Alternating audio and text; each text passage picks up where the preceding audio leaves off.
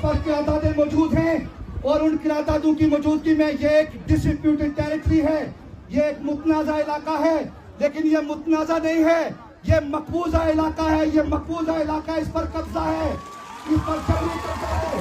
ये एक मुतनाज़ा इलाका है, जिस मुतनाज़ा इलाके में आवाम के पास ये राइट है जम्मू कश्मीर के मसले के मुताल्लिक जो बात करने का इख्तियार है, वो किसी के पास नहीं है, वो इन खवातीन के पास है, वो इन मर्दों के पास है, इनकी औलादों के पास है, वो रियासत के शहरियों के पास है, और इस पर हम अपना हक महफूज रखते हैं।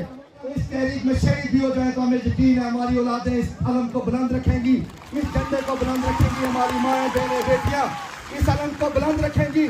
और फतह से पहले हम सारे मारे जाएं, फतह से पहले ये जंग खत्म नहीं होगी, ये जंग खत्म अब ये हुकूक की जंग खत्म, हुकूक की जंग खत्म नहीं होगी। और बच्चों से मैं कहना चाहता हूँ, एक वो दर्स है जो स्कूल में है, सब झूठ है। मुताला पाकिस्तान में सिर्फ एक सच है, वो दानिश अक्सर कहता है मुताला पाकिस्तान में सिर्फ एक सच है कि बारिश के मौसम में ज्यादा पहाड़ी इलाकों में, गर्मी के मौसम में मैदानी इलाकों में ज्यादा गर्मी पड़ती है और पहाड़ी इलाकों में सर्दी में ज्यादा सर्दी पड़ती है।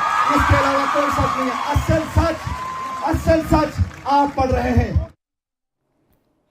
तो आप सरदार अमान को सुन रहे थे, उन्होंने साफ कह दिया कि आंदोलन अब और बड़ा होगा। एक तस्वीर दर्शकों मैं आपको दिखा रहा हूं, वो तस्वीर देखिए और समझिए। पीओके में हालात जितने बयां किए जा रहे हैं उससे ज्यादा खतरनाक हो चले। ये देखिए, ये लॉन्ग मार्च है, पब्लिक सड़कों पर उतर आई है और पीओके को पाकिस्तान से आजादी दिलाने के लिए वहां की जो जनता है, वहां के जो हुक्मरान है, वो अब रोड पर उतर आए। ये देखिए, ये वो जनता है, ये वो आवाज है पाकिस्तान ऑक्युपाइड कश्मीर की, जो पाकिस्तान में अब रहना नहीं चाहते, वो भारत का हिस्सा बनना चाहते हैं। हजारों लोग, करीब 1.25 लाख लोग सड़कों पर उतरे थे दर्शकों। और ये देखिए, इसमें आपको बच्चे भी दिखाई दे रहे होंगे, इसमें महिलाएं भी दिख रही हैं, बुजुर्ग भी दिख रहे हैं। और ये देखिए, ये मार्च जो निकला है, ये पाकिस्तान सरकार, वहां की सेना के खिलाफ है, वहां के रेजिम के खिलाफ है। और ये तस्वीरें देखिए।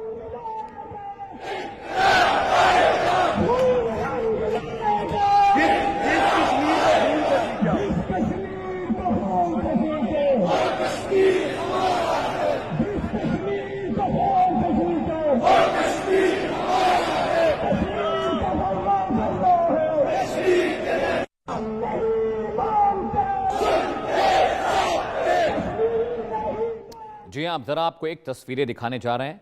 ये फायरिंग की तस्वीरें हैं, गोली चलने की तस्वीरें हैं। अब जरा ये तस्वीरें देखिए। मैं आपको पहले ये ब्रीफ करता हूं। आप जो सफेद कुर्ते में आपको शख्स दिखाई दे रहा है, ये उसका घर है। काली वर्दी में जो लोग दिख रहे हैं वो पाकिस्तानी रेंजर्स हैं और पुलिस के लोग हैं। इन्होंने उस शख्स के घर पर रेड डाली थी, जिसके बाद उस घर के जो लोग थे, जो पुरुष थे, उन्होंने पुलिस पर हमला किया, पुलिस से लड़ाई की, उन्होंने खुद बंदूकें उठा ली हैं। पाकिस्तान सरकार और पुलिस की ज़्यादती अब उनसे बर्दाश्त नहीं हो रही है। आपको देखिए, कुछ महिलाएं भी वहां खड़ी दिखाई देंगी जो घर से बाहर निकली हैं। और एक सफेद कुर्ते में जो शख्स आपको दिखाई दे रहा है, उसने बंदूक उठाई है पाकिस्तानी सेना के खिलाफ। हाँ देखिए, ये वो शख्स है, जरा सुनिए।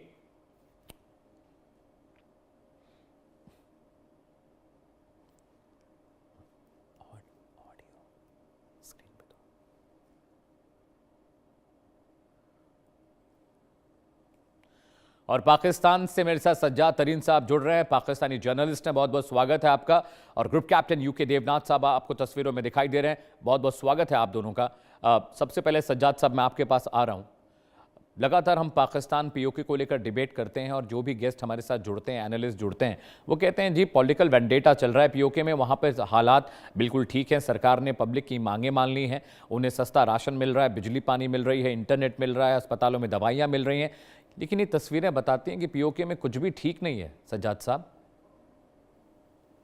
नहीं देखें, मैं आपको बताऊं, बात यह है कि लोगों को एक घर में अगर 5 लोग रहते हैं तो उनको भी आपस में गिला होता है, लोगों को अपने बाप से भी गिला होता है, लोगों को अपने अजीजों से भी गिला होता है। जहां लोग रहते हैं वहां उनको शिकायत तो होती हैं। हर बंदे की हर मांग पूरी नहीं हो सकती, कुछ मांगे होती हैं जो आपकी पूरी की जाती हैं, कुछ मांगे ऐसी होती हैं जो पूरी नहीं की जा सकती। ये तो है इसका पॉलिटिकल एंगल। अब दूसरा एंगल इसका ये है कि इसमें बहुत ज्यादा लोग जो हैं, जो हमने पकड़ भी लिए हैं, वो बुनियादी तौर पर इंडिया के तैयार करदा लोग हैं। इंडिया उनको तैयार करके भेज रहा है और गन्ने जो पकड़ी गई हैं वो इंडिया की पकड़ी गई हैं। और वहां करेंसी पकड़ी गई है, वो इंडिया की पकड़ी गई है, उनके घरों से करेंसी पकड़ी गई है, वो भी इंडिया की पकड़ी गई है।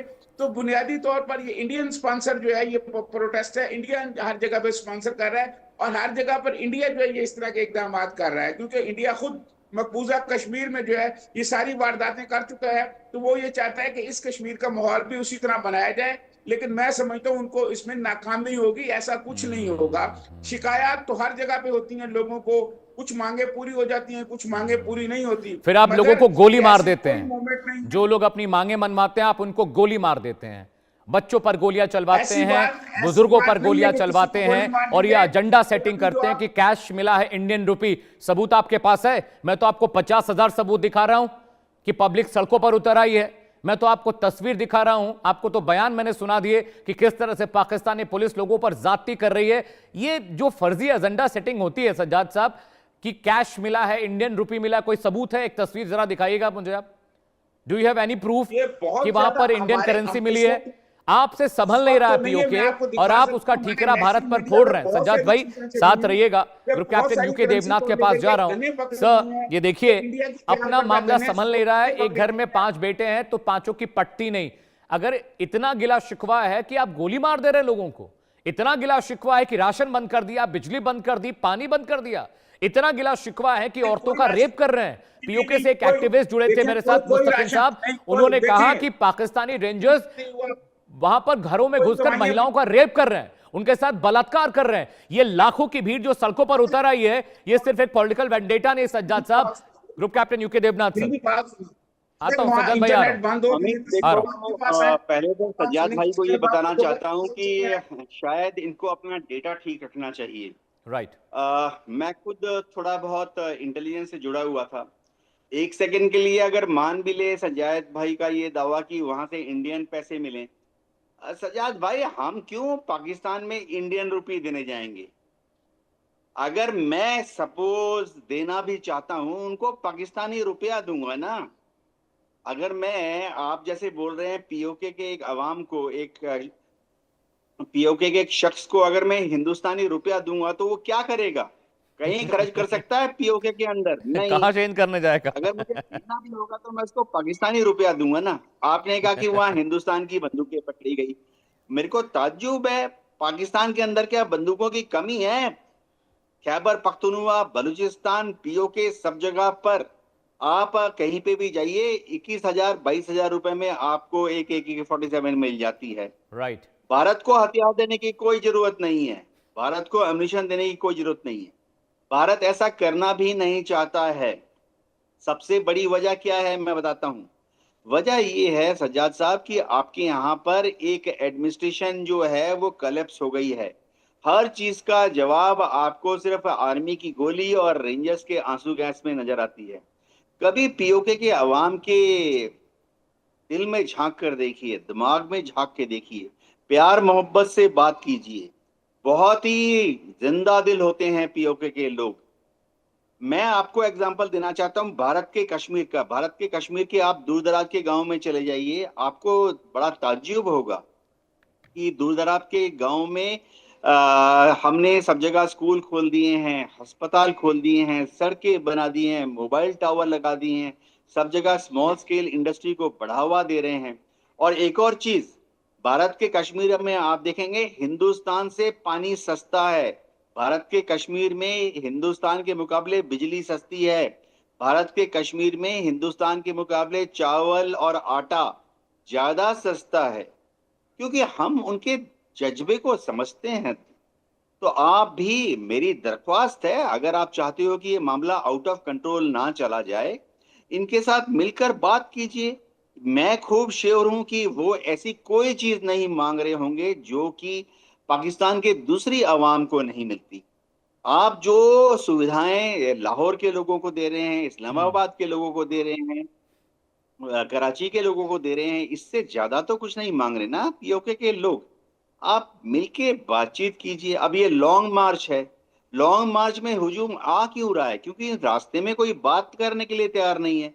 आपकी एडमिनिस्ट्रेशन का पूरा ध्यान जा रहा है कि रेंजर भेज दो, आर्मी भेज दो, सड़कों पर ब्लॉकेज लगा दो, सड़कों पर तारे बिठा दो, फायरिंग पोस्ट खोल दो, आंसू गैस के गोले फायर कर दो। तो ऐसे करने से कुछ नहीं होगा, कुछ नहीं होगा। आप प्यार मोहब्बत से बात कीजिए, देखिए पीओके के लोग प्यार मोहब्बत से ही जवाब देंगे। जी सज्जाद भाई जवाब दीजिए। देखें, मैं आपको अर्ज करूं, ये जो मन गढ़ंत कहानी मेरे भाई ने सुनाई है ना, ये बात नहीं है। हमारी बातचीत भी उनसे चल रही है, हमारे मामलात भी उनसे चल रहे हैं। मौलाना फजलुर रहमान साहब ने आज ही एक स्टेटमेंट दी है, उनसे बातचीत कर रहे हैं वो। देखिए, बातचीत भी होती रहती है, मामलात भी आगे चलते रहते हैं, लेकिन कुछ लोग ऐसे हैं जो इंडिया की जानिब से तैयार करदा लोग हैं, जो ये नहीं चाहते कि ये मामलात आगे बढ़े, ये मुज़ाकरात आगे बढ़े। कश्मीर एक्शन कमेटी से बातचीत भी हो रही है, पहले भी बातचीत हुई थी, पहले भी एक दफा इन्होंने प्रोटेस्ट किया था, जिसपे हमने आटा सस्ता किया। पाकिस्तान से सस्ता आटा कश्मीर में मिल रहा है, पाकिस्तान से सस्ती बिजली कश्मीर में मिल रही है, हर जगह पे मोबाइल टावर्स मौजूद हैं। हमारे यहाँ आजाद कश्मीर में तमाम सहूलतें हैं। और यहाँ पर आए थे गनी लॉन साहब, जब आए थे तो गनी लॉन साहब से मैंने ये पूछा, तो गनी लॉन साहब ने, मैंने उनका खुद एक इंटरव्यू किया था, पाकिस्तान में आए थे, तो गनी लॉन साहब ने मुझे कहा था कि यहाँ जिस किस्म की मजहबी आज़ादी हैं वो हमारी तरफ मजहबी आज़ादी नहीं है, जिस किस्म की सहूलियत यहाँ है वहां पर नहीं है। ये तो गनी लॉन साहब खुद एतराफ करके गए हैं, और वो रिकॉर्ड पर इंटरव्यू उनका आज भी मौजूद है।